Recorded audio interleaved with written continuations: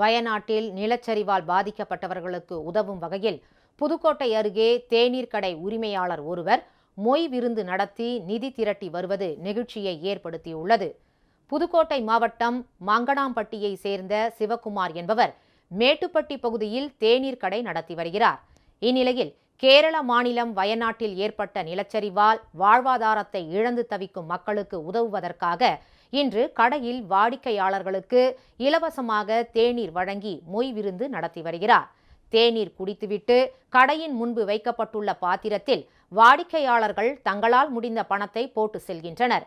அதே பகுதியை சேர்ந்த மாரிமுத்து என்பவரின் 7ஆம் வகுப்பு படிக்கும் மகன் சபரி தான் சேமித்து வைத்திருந்த 5000 ரூபாய் பணத்தை மொய் விருந்தாக வழங்கியது பலரது கவனத்தை ஈர்த்தது. இன்னைக்கு காலையிலேருந்து வந்து எல்லாம் டீ சாப்பிட்டு அவங்கள இயன்றதை போட்டு போகிறாங்க.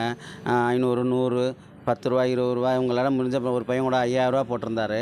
ரொம்ப பெருமையாக இருக்குது, சந்தோஷமாக இருக்குது. நான் மட்டும் உதவுறேங்கிறதில்ல இல்லை, என்னோட சேர்ந்து எல்லாரும் செய்கிறாங்க. வாடிக்கையாளர் தான் இது முன்னிலை நிற்கிறாங்க. நான் வந்து கம்மி தான், இன்றைக்கி எனக்கு டீ பலகாரம் தான் நான் கொடுக்க போகிறேன். அவங்க அதுக்கு விலை மதிப்பில்லாத டீ மதிப்புக்கு அவங்க விலையில்லாத பணமும் நிறையா செய்கிறாங்க. கஜா புயல், கொரோனா காலம் மற்றும் இலங்கையில் பொருளாதார நெருக்கடி நிலவிய போதும் மொய் விருந்து நடத்தி கிடைத்த பணத்தை சிவக்குமார் நிதியாக வழங்கியிருந்தார். இதேபோல் தற்போதும் சிவக்குமார் நிதி திரட்டி வருவது அப்பகுதி மக்களிடையே வரவேற்பை பெற்றுள்ளது.